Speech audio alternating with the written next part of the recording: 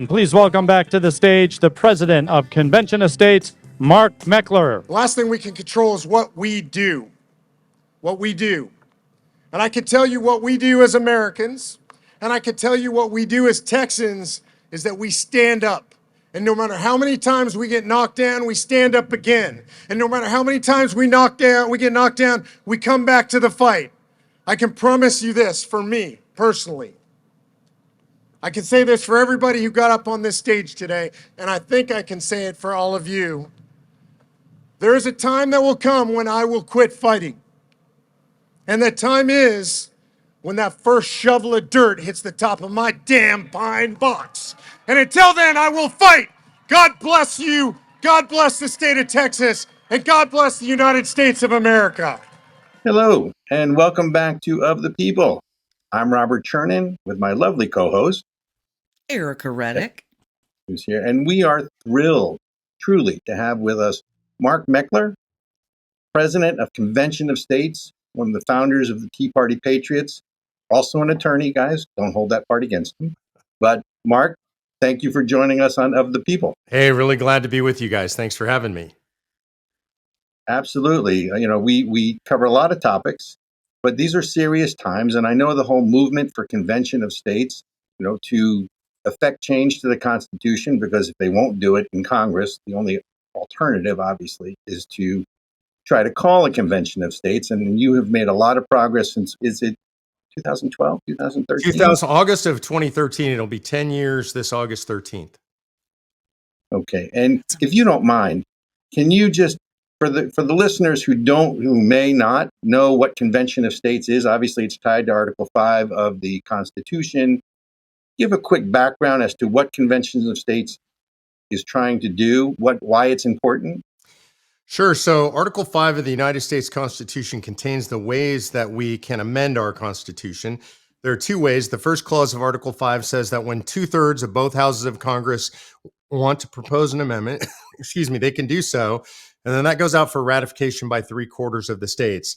In convention in 1787, George Mason pointed out a flaw. He said, if we only give that power to Congress, then they're never going to propose amendments limiting their own power or tyranny. So he proposed we had a second clause, which they did unanimously without debate, that says when 2/3 of states desire to call a convention, they can pass applications or resolutions through their state legislatures.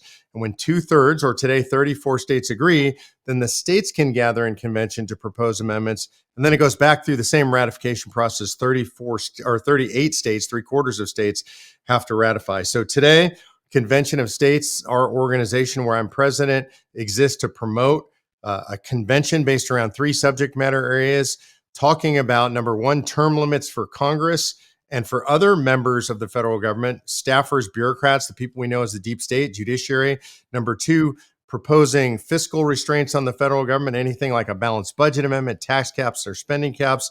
And number 3, scope and jurisdiction restrictions on the federal government, which would be broadly described as power restrictions on the federal government. I really like that idea of term limits not being restricted to elected officials, but also every member of the federal government. I think some of us might have liked that for a certain doctor who was in charge of things the last few years. Yeah, we call that the Fauci Amendment these days. Oh, is that part of the Convention of States platform? Yeah, you can limit bureaucrats, and I think this is really important. First of all, I think largely the administrative state is a constitutional abomination. It shouldn't exist. I don't think that the Congress has the power to delegate lawmaking responsibility, and they've done that. But in lieu of that, we have to limit their power, but we should also limit their terms. They were never intended to be unaccountable bureaucrats, unelectable, completely unaccountable to the people serving for 40 years. That's part of the problem, part of the disease in Washington, D.C. And yeah, you could, for example, impose a limitation and say nobody can collect a paycheck from the federal government in the bureaucracy longer than 12 years or 15 years. Pick your term. And Mark, if I may, I'd like to add to that a suggestion that public unions, private unions are one thing. Public employee unions, right? I think that's part of the problem. That's part of the entrenched bureaucracy that you're fighting against. But Yeah, I have a not only question. do I not only Yeah, do I agree with that, Robert, but look, the great conservative, I put that in air quotes, being ironic here. FDR said that public unions, unionization of public employees, was fundamentally incompatible with public service. It's outrageous that we exactly. even have public employee unions, and the only reason that we have them is they are chartered by the federal government, and we could absolutely in this convention make those charters unconstitutional. No, do me a favor, just add that to the list because I think without that, because it's not just the bureaucrats, the administrative state are the employee, the rank and file that, regardless of administration, stay there and they do what they generally want to do anyways. But you touched on something before I really dive into the whole Convention of States concept with you and how far along you are and where you need to get to, is really, the other issue really goes back to the Constitution about Congress's responsibility to pass clear laws. We've talked in prior episodes of the show. Neil Gorsuch, the Supreme Court Justice, wrote about where part of the problem is that Congress has delegated their responsibility through lack of clear laws to basically the executive branch or the administrative branch to implement. Right. So, is there anything in the Convention of States geared towards Congress, or is it just a constitutional Congress to rewrite or limit congressional powers that way? It would be anything that would limit the freedom of Congress or the president or the courts or the administrative agencies to do whatever they want.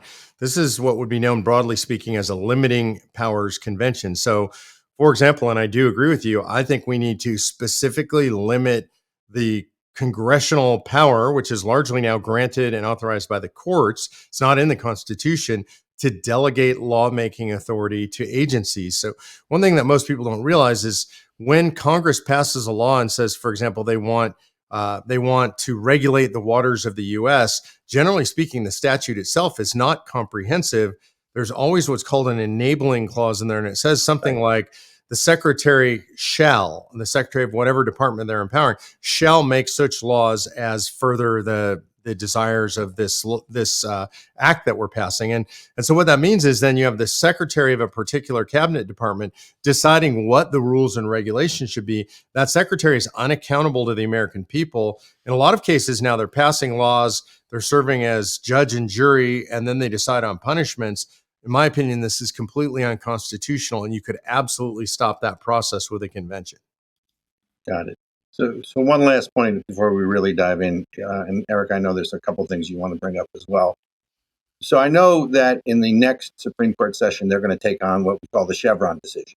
Yeah. Right? And the Chevron decision, for those listening, is where the courts, it's an egregious, frankly, ruling, in my opinion.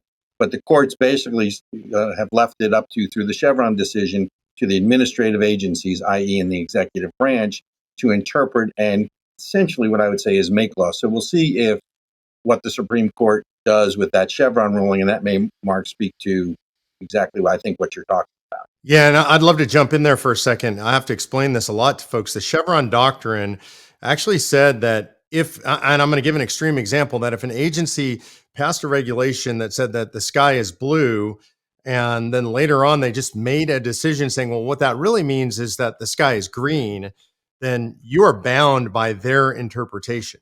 It's not required to be reasonable. It's great deference. It's called the Chevron deference doctrine. So it says that an agency has the right to interpret their own regulations, and it doesn't even have a requirement of reasonableness. Over the last couple of sessions, the Supreme Court has pared back Chevron deference, and there is a possibility that they're going to overturn this. What that does is it opens up a lane of litigation for private litigants and big companies, individuals, to challenge the regulatory scheme imposed on them and the interpretations imposed on them by the agencies. So I think this is an excellent pruning back of the administrative state. I think if you could, Mark, just for a second, because so as much as we love to pick on lawyers, this is the benefit of your legal background.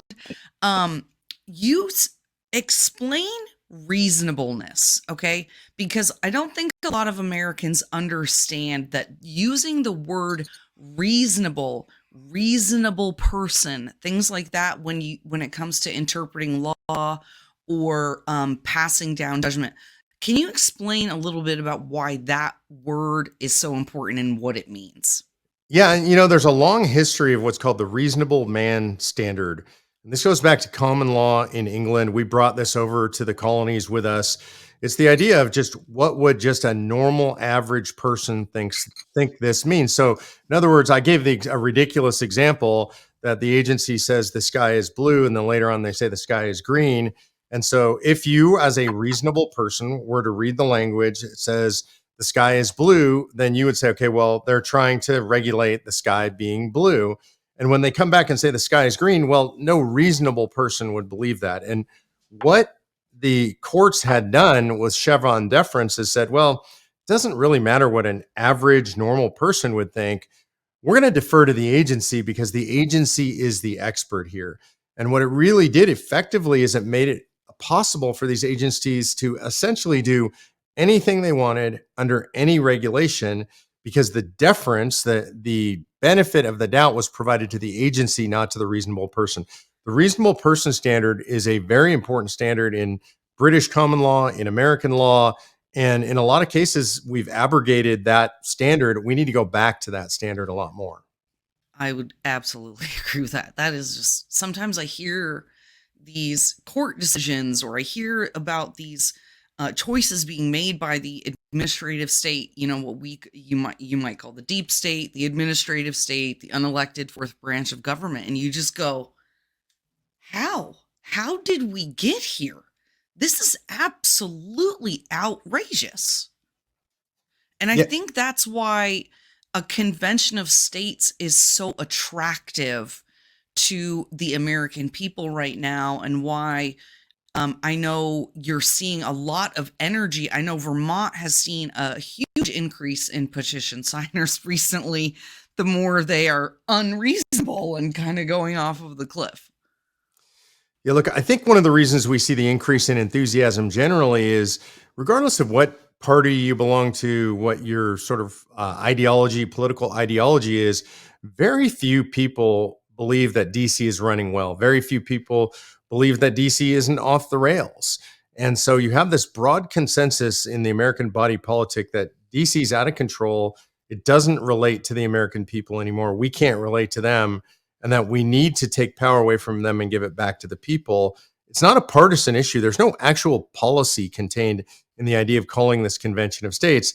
The prime idea in a convention of states, the one that we're proposing, is that there should be a debate in the United States of America about where the power resides, who makes the decisions. So we ask the question, who decides? The average American, left, right, and center, all say, I should decide about my own life, or if it has to be decided at a government level, maybe it's local, maybe it's state, but very few people would say, well, we love when the federal government decides for everybody. You make a good point. Obviously, quoting Ronald Reagan, the larger the size of the federal government, the less freedoms we have. And I think that's on steroids at this point. But I want to get back to the actual mechanics of this, if we can, for a second, Mark. So the fifth clause, the Article 5 of the Constitution is what, 140 words? Yeah, it's the Maybe shortest 145. clause. Shortest clause. And if you take out the last two pieces, last two parts, one about direct taxes and the other about slave trade, right? I think you're down to 90 words, right? So it's a very small, there's a lot of ambiguity as to how this would function. So mechanically, how would this process go forward? Because obviously, look, there's only two ways to amend the Constitution. One would be if it was proposed in the Senate, well, both houses, bicameral, would have to propose it. But, I think it's 2/3 and then 3/4 of the states would have to pass it. Correct. Or you can do what I call an end around, which is what I think this convention of states is, because Congress is not going to abrogate its own power base or its own power. Okay. So how would this work in terms of logistics, a real convention of states? Because I know you did a mock convention of states in Williamsburg a couple of years ago, I think, or years ago. But how would it work? Yeah, I mean, so for folks who want to see that, they can go to our website and they can look up the simulation. They can see at least 6 hours of video from it. And then we're going to be doing another one here at the beginning of August back in Williamsburg again. We're going to repeat that and bring in delegates from all over the country. Basically, the way it works, though, is once you get to 34 states that have aggregated their applications, aggregated is a legal term, meaning all the applications are the same. In our case, those 3 subject matter areas I described. Once you get to 34 states, then it says Congress has a role, and the role is limited to something us lawyers call ministerial or secretarial. It means it's non-discretionary. They have to call the convention. They have to call it on those terms, and they have to name the time and place. I believe because it's DC, they're going to name the place as Washington, DC. The convention itself, once it convenes, will have the ability to reconvene anywhere they want. From talking to state leaders and legislators all over the country, they'll probably reconvene somewhere like Kansas City or Dallas or Oklahoma City, somewhere in the middle of the country. And then once they convene, they're going to discuss these 3 subject matter areas. Now, one of the questions that comes up is who goes to convention? Well, one of the things I love about this is it's purely federalist. Every state will decide. Their state legislature will be in charge of choosing delegates and how the delegates get chosen. It could be everything from a public election to a certain number from each house. A lot of the states are now passing what they call delegate selection acts. These are actually pieces of legislation that determine how delegates get selected, generally, again, still within the control of the legislature.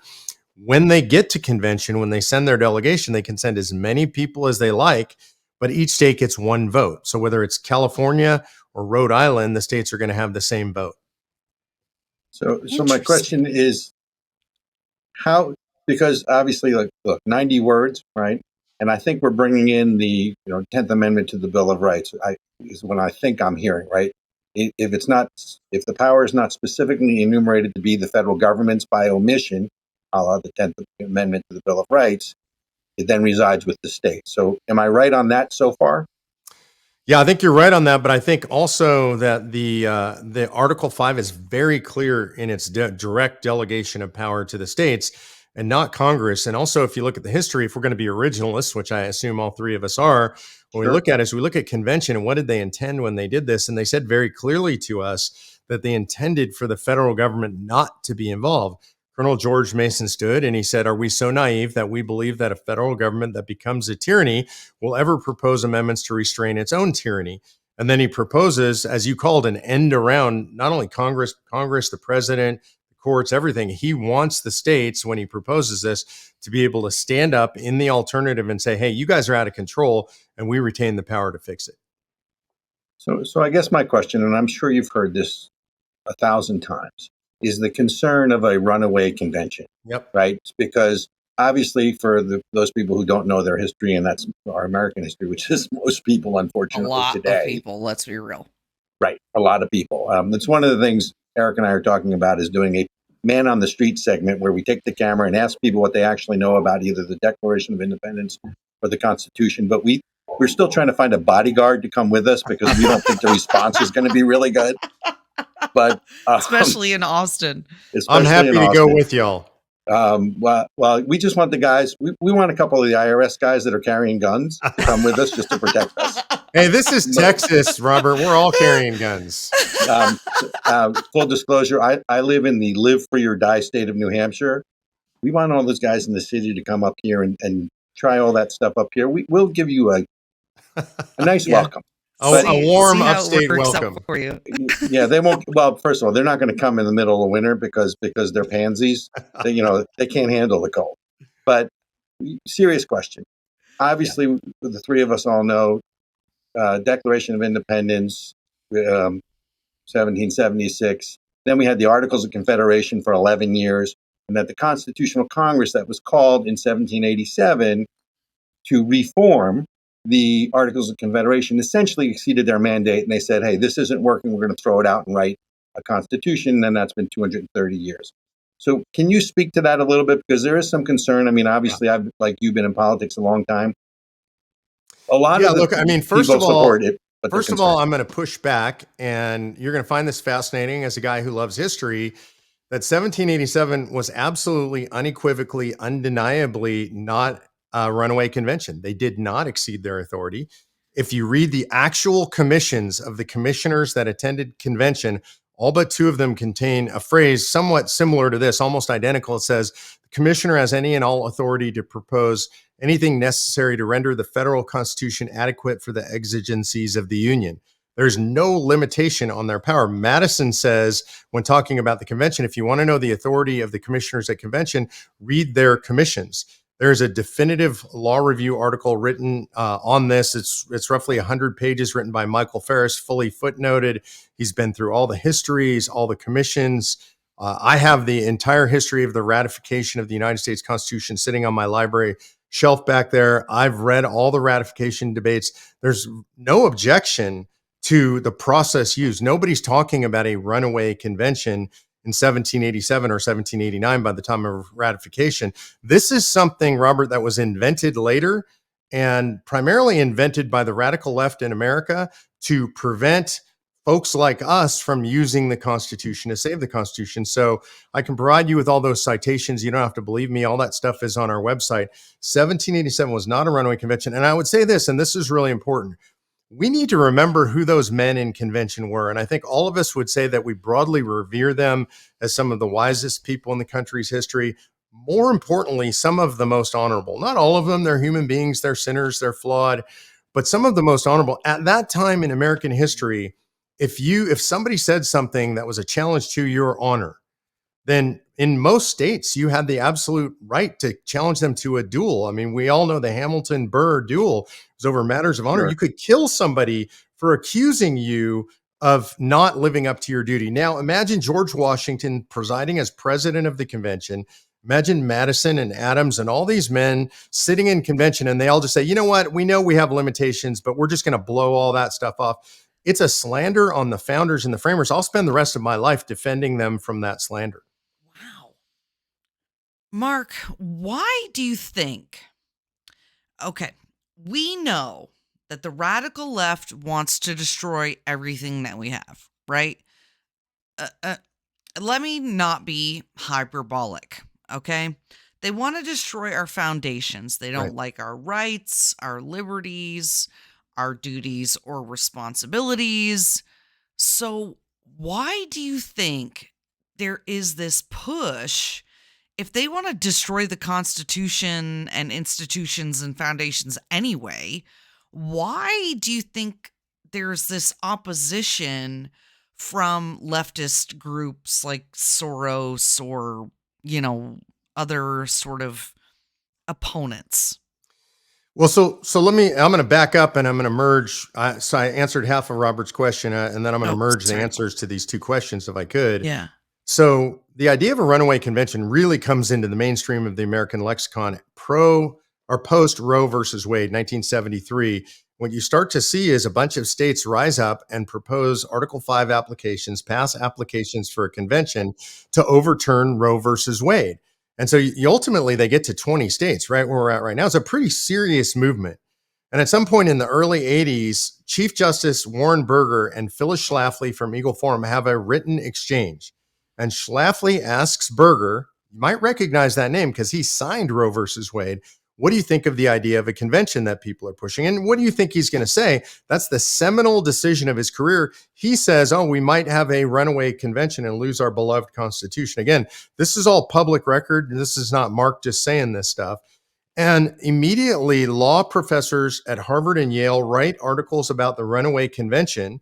This is not something that's been a conservative idea. It's not something that's been an idea at all in the American body politic. It is invented specifically by the radical left to prevent the right from using a convention of states. And there is a through line through American history since the late 1970s, early 1980s of being against a convention of states. And in fact, about 5 years ago on Good Friday, a group led by Common Cause and Center on Budget and Policy Priorities, both George Soros funded groups, got together, and they now have a coalition of over 250 leftist groups that have signed a press release against the idea of a convention of states. And this is the baddies. This is the worst of the worst. It's Planned Parenthood, it's La Raza, it's MoveOn.org, it's Daily Cause, it's the Socialist Party of America.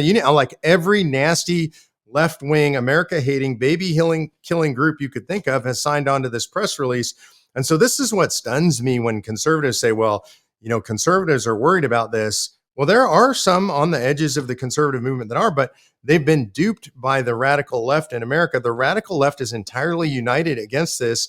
I can tell you, for example, Russ Feingold back in October wrote a book against this, attacking this, saying exactly what we're doing, trying to limit the administrative state, trying to create a smaller government. He just said it's all a terrible, horrible idea. Hillary Clinton spoke out against it. Howard Dean spoke out against it. The left is unanimous in its condemnation. And if they thought it could be a runaway convention and they could get control of that and destroy the Constitution, clearly they would be supporting the idea. You know what, Mark? I need to hold you there because we're getting a sign from our producer. Amongst other things, we're bourgeois capitalists, so we do have to go to break, make some money. But can you stay with us for the next section? I want to continue, pick up where we left off. This is fascinating, and this is really important. Glad to do it. Folks, we're with Mark Meckler, president of Convention of States. Stay tuned. He's going to stay with us. We'll be right back.